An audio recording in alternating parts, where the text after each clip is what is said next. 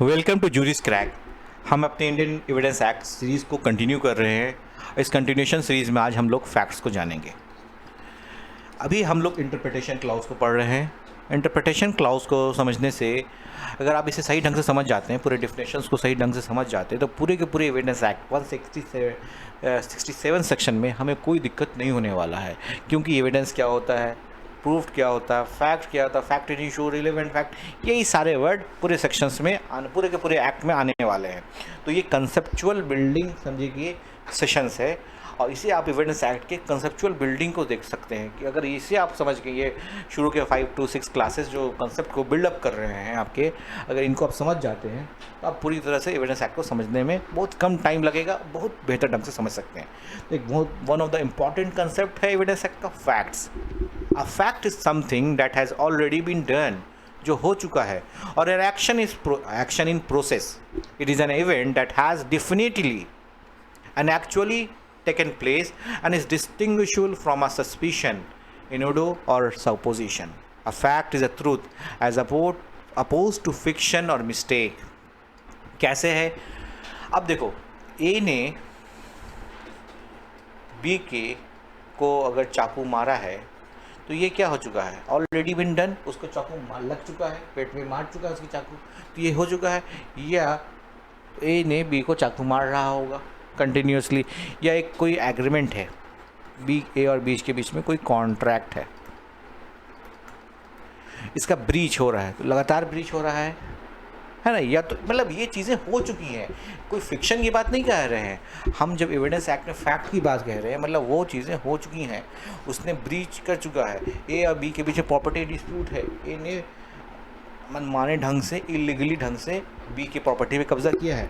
They are the fact. Fact play an important role in evidence law because all right and liabilities depend upon the fact and also originate from it. Generally, fact means anything which is in existence, but under Evidence Act, the meaning of the word is not limited only to a tangible or visible thing in any way the object of senses. क्या हुआ यहाँ पे? बस ये नहीं कि जिसको आप छू सकें, प्रॉपर्टी को तो आप देख सकते हैं, लेकिन नॉन टेंजिबल जगह पे भी है जिसको आप विजुलाइज नहीं कर सकते हैं, वहाँ पे भी अप्लाई होगा।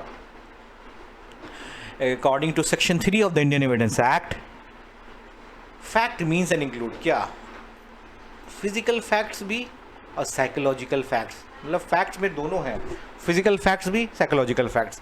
According to section 3 of Indian evidence act, facts means and include physical fact if anything, state of thing or relation of thing, anything, a state of thing or relation of thing, capable of being perceived by the senses, by the senses, human senses. In other word, all facts which are subject to perception by bodily senses are physical fact. ये definition दिया गया है हमारे evidence act में।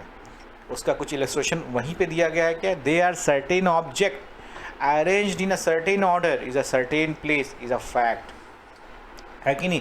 कुछ certain object को कहीं certain order में रखा गया है और सर्टेन प्लेस पे एक फैक्ट हो सकता है। जैसे कि मनी को जब आप अपने पूरे के पूरे बैंक में जमा करते हैं पैसे को, तो पैसे को नोट के वैल्यूएशन के हिसाब से सजा के किसी ऑर्डर में एक सर्टेन प्लेस पर रखा जाता होगा, ये एक फैक्ट है। दैट अ मैन हर्ड और saw something is a fact. उसने देखा, क्या देखा कि बी ने पहले गालियाँ दी, एब्यूज़ किया, एबेट किया ए को, तो ये उसने कानों से सुना। किससे सुना? कानों से सुना। तो by the senses, in other word English being preside by the senses, उसके कानों से सुना, उसके अपने सेंसेस से सुना कि उसने गालियाँ दी बेट की। या ए ने बी को चाकू मारते हुए, ए ने चाकू मारा, ये चीज़ सी ने देखा। किससे देखा? अपने आंखों से देखा, अपने सेंसेस देखा। तो preside by the senses that a man said certain word is a fact. अब क्या कि एविडेंस एक्ट में फिजिकल के साथ साथ साइकोलॉजिकल फैक्ट्स भी आते हैं। तो any mental condition of which any person is conscious and can not perceive by senses, example intention, mens rea, knowledge, good faith, fraud, ये सारा कुछ, इल विल हम लोग को पढ़ना होगा, नेग्लिजेंस हो, चाहे इल विल हो, गुड विल हो, गुड फेथ हो, ये सारा कुछ क्या है, साइकोलॉजिकल फैक्ट्स है। A person has an intention to commit murder, that a man has a certain reputation is a fact. उसका रिपुटेशन इतना ख़राब है कि कोई उसे 10 रुपये ना दे, तो आप रिपोर्टेशन को देख नहीं रहे ना, एक साइकोलॉजिकल फैक्ट है आपके दिमाग में कि उसे आप 10 रुपये ना दें, इस तरह का उसका रिपोर्टेशन है। According to section 3 of the Indian evidence act, fact means and include, यही है। तो A attacks B with a sword, तलवार से हमला किया इन्हें। Attacking the sword is a physical fact, सब कोई देख रहा है, छू सकते हैं तलवार को आदमी, which can be proved by the oral evidence of a person who has seen it. But as the question of intention of A, it is a mental element which can only be proved by the confession or circumstantial evidence. अब या तो खुद ये बता दे कि क्यों मैंने हमला किया, क्या मेरे दिमाग में चल रहा था, आप उसके दिमाग में तो घुस नहीं सकते हो। साइकोलॉजिकल फैक्ट्स को लाने के लिए या तो दो ऑप्शन है, या तो वो खुद बोले या तो आप उसके दिमाग में घुसो। Second option is not possible, not feasible, not possible. तो हम लोग क्या करते हैं, या तो कॉन्फेशन हर केस में तो होगा नहीं, तो हम सर्कमस्टांशियल एविडेंस पे चले जाते हैं, रिलाई करते हैं कि इन्हें इसलिए बी को तलवार मारी क्योंकि बी का संबंध ए की वाइफ के साथ था। मे बी हो सकता है कि बी पे तलवार से इसलिए हमला किया गया कि ए के प्रति उसने कुछ गलत इंटेंशन से कहा हो। तो कई चीज़ें हो सकती हैं। सर्कमस्टांशियल एविडेंस को हमको रिलाई करना है कि उसके दिमाग में उस समय क्या चल रहा था। We can not go into the mind of that A. अब फैक्ट्स जो होते हैं, जो सबसे इम्पॉर्टेंट पूरे का पूरा एविडेंस एक्ट का ईबी सेंटर है, यहीं से सारा कुछ घूमता है, वो फैक्ट एंड इशू और रिलेवेंट फैक्ट, दो चीज़ें, दो फैक्ट एंड इशू और रिलेवेंट फैक्ट। अब फैक्ट एंड इशू क्या होता है? Fact and issue are the central contention upon which a dispute is centered.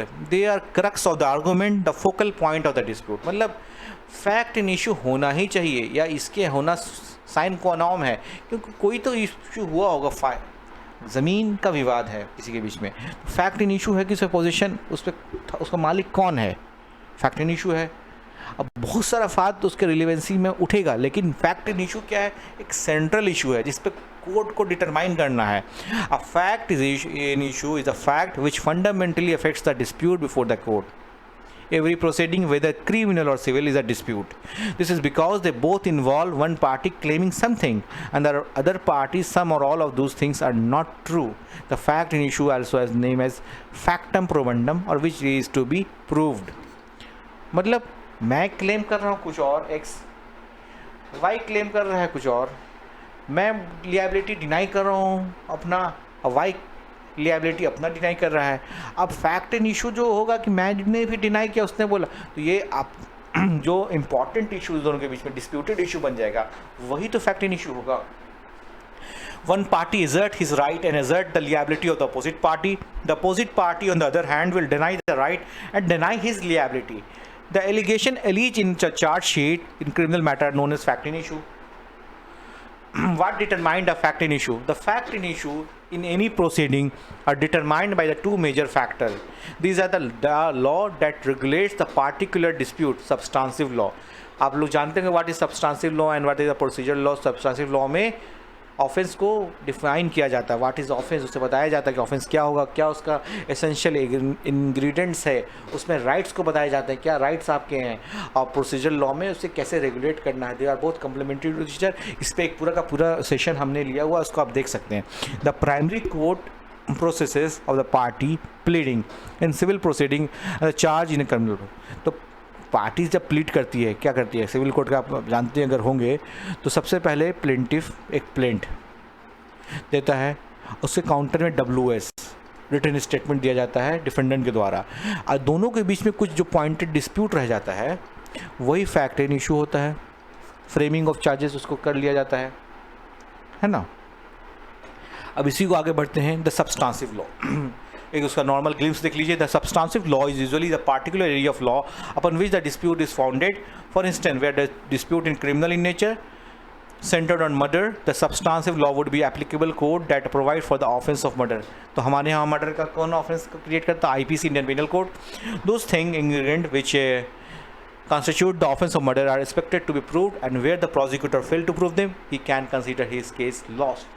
अगर उसने 5 एलिमेंट दिया गया है, उसने उस 5 एलिमेंट में 4 एलिमेंट को प्रूफ किया, एक पर नहीं प्रूफ कर पाया, तो केस को लॉस्ट माना जाएगा। A is accused of the murder of B.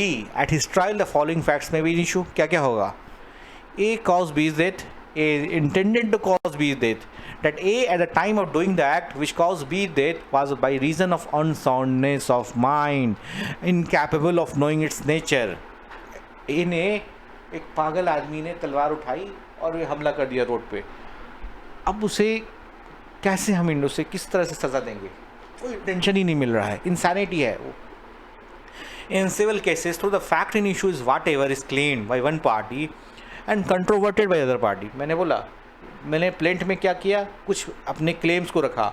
जब WS काउंटर उनका आया as a WS written statement, उन्होंने बोला कि नहीं ये तो मेरा है, उन्होंने बोला मेरा है, तो ये डिस्प्यूटेड फैक्ट हो गया. One a party claims a fact and other accept or fail to controverted, such fact is no more in issue. अगर उसे एक्सेप्ट कर लेना आपकी ज़मीन है तो उसे एडमिशन कर लिया जाएगा, उसे हटा दिया जाएगा. कोर्ट उस पर अपना टाइम ज़ाया क्यों करेगा? Relevant fact according to Stephen वही जिन्होंने एविडेंस एक्ट को ड्राफ्ट किया.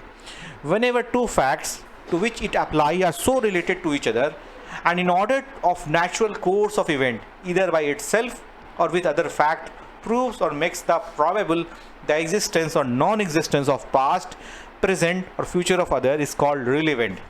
As per as Indian Evidence Act 1872, relevant, one fact is said to be relevant to another. क्या? One fact is said to be relevant to another when the one is connected with the other. एक दूसरे से कैसे connected है? In any of the ways referred to in the provision of this act relating to the relevancy of fact. इसने बोला connection तो ऐसा होगा जैसा इस एक्ट में 5 से 55 के बीच में दिया रहा है. हमें जो सेक्शन 5 to 55 यही पढ़ना है कि एक फैक्ट रिलेवेंट फैक्ट से कैसे कनेक्टेड है. A fact is said to be relevant to another fact, the one is connected with the other in any way referred to the provision of this fact relating to the relevancy. Relevant fact are also known as fact probantia. आता है MCQs में, इसलिए मैंने fact in issue, facts probanda और ये facts probantia. According to जैनब की of evidence, relevancy refer to the degree of connection and probative value between a fact that is given in the evidence and to the issue to be proved. कैसा relevancy, क्या degree? आप जितना hard relevant fact लाइएगा उतना आपका chances होगा conviction या acquittal का. कोई आदमी को अगर एक्यूट होना है और उसने बताया कि जब मर्डर हुआ तो मैं तो सर आगरा में ताजमहल घूम रहा था, ये रहा टिकट ताजमहल का, जिस समय वो मर्डर हो रहा था, जो टाइम ऑफ मर्डर है पोस्टमार्टम रिपोर्ट पे, जिस डेट पे मर्डर हुआ उस डेट पे मैं तो ताजमहल, आगरा में ताजमहल घूम रहा था. ये प्ली ऑफ, आप मर्डर कहाँ हुआ है? चेन्नई में.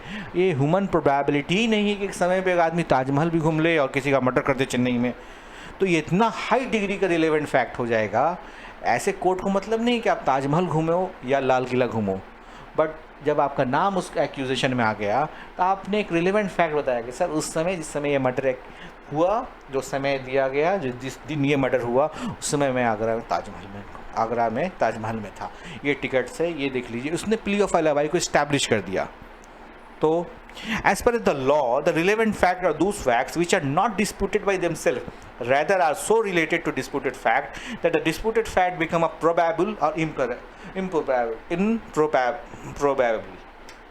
तो क्या हो गया? probability बढ़ गई उसके एक्यूटल की. The test of relevance that the evidence could rationally affect directly or indirectly that assessment of the existence of a fact in issue in a proceeding. Direct attention to the capability rather than the weight of evidence to perform that task. आप ये देख सकते हो कि एक के बीच में बहुत पुरानी रंजिश थी, कई बार दोनों के बीच में केसेस हुए थे, कई बार दोनों के बीच में मारपीट हुई थी, लेकिन इस बार जब बी का मर्डर हुआ तो ए को आप कन्विक्ट नहीं कर सकते. कहा कि ए ने पूरी तरह से इस्टेब्लिश कर दिया एक रिलेवेंट फैक्ट कि वो कहाँ था उस समय, वो वाज इन द आगरा. ठीक है, okay. Any fact is relevant if it can be use to prove or disprove of material issue in the case. मैंने बता दिया कि मैंने प्ली ऑफ अलाबाई लगाया, या मैंने बोला कि जब मर्डर चेन्नई में हुआ तो उस समय मैं ताजमहल में था. Facts relevant but not admissible. ऐसे भी कई फैक्ट्स होते हैं रिलेवेंट हो सकते हैं लेकिन नहीं. प्रिविलेज कम्युनिकेशन, आप हस्बैंड और वाइफ के बीच की बातचीत, अटॉर्नी मतलब लॉयर एडवोकेट के जो लीगल रिप्रेजेंटेटिव थे उनके और क्लाइंट के बीच की बातचीत. Confession during police custody. Confession police custody में अगर कन्फेशन का अलाउ कर दिया जाएगा तो क्या होगा? टॉर्चर करेगा पुलिस और आपसे बोलेगी नहीं आपने ही ये मर्डर किया, बोल दो. तो ऐसा भी नहीं होना चाहिए. हेयर से स्टेटमेंट विथ एक्सेप्शंस, कुछ एक्सेप्शन के साथ हेयर से स्टेटमेंट को भी नहीं लिया जाता है. एक्सक्लूजन ऑफ हेयर से एविडेंस, स्टॉपेल. आपने एक बार बोला ताजमहल, लेकिन बाद में ये स्टॉपेल हो गया, आप ये नहीं बोल सकते कि अब आप दिल्ली में थे। ये सबको facts relevant but not admissible. Facts 3 तरह के हो सकते हैं, एक प्रूव्ड हो जाएंगे, डिसअप्रूव्ड हो जाएंगे, नॉट प्रूव्ड हो जाएंगे। ये आता है एमसीक्यू में, एक कभी शॉर्ट क्वेश्चंस में भी आता है मेंस में। Proved. A fact is said to be proved when, after considering the matter before it, the court either believe it to exist. इतना कट एंड क्लियर केस था, इतना ट्रांसपेरेंट केस था कि सामने से दिख रहा था ए ने बी को मर्डर किया है, और consider its existence to as so probable that a prudent man out under the circumstances of the particular case to act upon the supposition that it's exist. नहीं, उसी ने नहीं मर्डर किया है, उसने मर्डर नहीं किया है, ये ठीक है, मैंने देखा नहीं है, कोई सर्कमस्टांसेस नहीं, सारे सर्कमस्टांसेस अगेंस्ट जा रहे थे, लेकिन उसने जब प्ली ऑफ अलाबाई लाया तो अब इतना एज ए रीजनेबल और प्रूडेंट मैन ये देखा जा सकता है कि उसने नहीं किया होगा ये हत्या, तो प्रूव्ड हो गई बात, डिसअप्रूव्ड।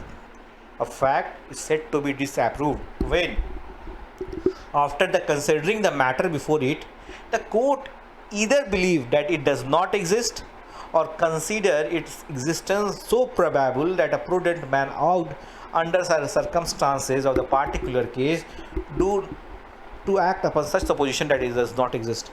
नहीं, ऐसा है कि क्लियर कट है कि उसने नहीं किया है, मतलब ट्रांसपेरेंटली आप बता सकते हैं, या ऐसे ऐसे सर्कमस्टांसेस हो गए कि जो फैक्ट आप दे रहे हो, मान लिया डिस्प्यूट प्रॉपर्टी डिस्प्यूट है, उसमें अभी आपके पास टाइटल डीड ही नहीं है, आपके पास मोटेशन का रिकॉर्ड नहीं है, आपके पास कुछ नहीं है, आप कोर्ट आ गए तो सीधा सीधा डिसअप्रूव कर दिया जाएगा। A fact is said to be not proved when it is neither proved और नॉट डिसअप्रूव्ड। एग्जाम्पल मैंने पहले भी दिया था, ए एक फैक्ट्री में काम कर रहा है, उसने एक ब्रेक लिया अनयूजुअल टाइम में, ऐसे वो ब्रेक लेता था नॉर्मल लंच टाइम में नहीं, 4 से 5, ये 9 to 6 का जॉब कर रहा था बंदा, इससे 4-5 के बीच में एक मर्डर होता है जस्ट आपको फैक्ट्री के बगल में एक घर में, और ये मर्डर का समय 4 से 5 का होता है। इस मर्डर को करने वाले शख्स और इसके बीच में हमेशा से एक रिलेशन रहा था, लेकिन अभी ये रिलेशन ख़राब चल रहा था। अब ये तो बस यही है ना हमारे पास कि इसने मर्डर हुआ है, अनयूजुअल ब्रेक हुआ है 4 से 5 बजे के बीच में, ये मर्डर भी 4, अब मे बी ये फैक्ट और कोई सर्कमस्टांसेस पे है ही नहीं, प्रूफ नहीं, तो कोर्ट इसे डिसअप्रूव भी नहीं करेगी, प्रूव भी नहीं करेगी, छोड़ देगी बीच में, not approve, not prove. A fact is said to be not prove when it is neither proved और नॉट। इतने मजबूत फैक्ट्स भी नहीं आ रहे कि ये प्रूफ हो जाए कि ए ने ही बी का मर्डर किया उस घर में, या इतने अच्छे फैक्ट्स आ जाए ये भी डिसअप्रूव्ड हो जाए, तो ये दोनों फैक्ट्स जब नहीं मिल पाएगा तो उसे नॉट प्रूफ की कंडीशन में। Thank you.